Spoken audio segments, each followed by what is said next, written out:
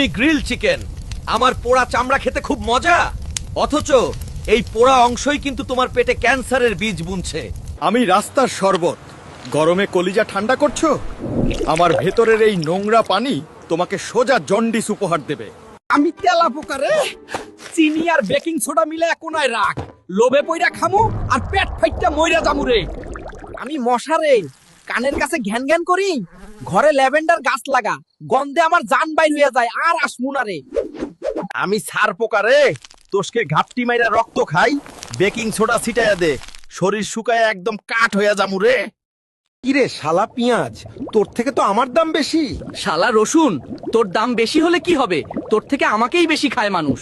ভটকা পেঁয়াজ, আমি মানুষের উপকার করি কিন্তু তুই কিছুই করিস না। আরে মদনের বাচ্চা মদন, আমি তোর থেকে বেশি উপকার করি। আমি রক্তচাপ নিয়ন্ত্রণ করি, ডায়াবেটিস নিয়ন্ত্রণে রাখি, আরো অনেক কিছু। মদন, আমি মানুষের চেহারা সুন্দর করি, রোগ প্রতিরোধ ক্ষমতা বাড়ায়,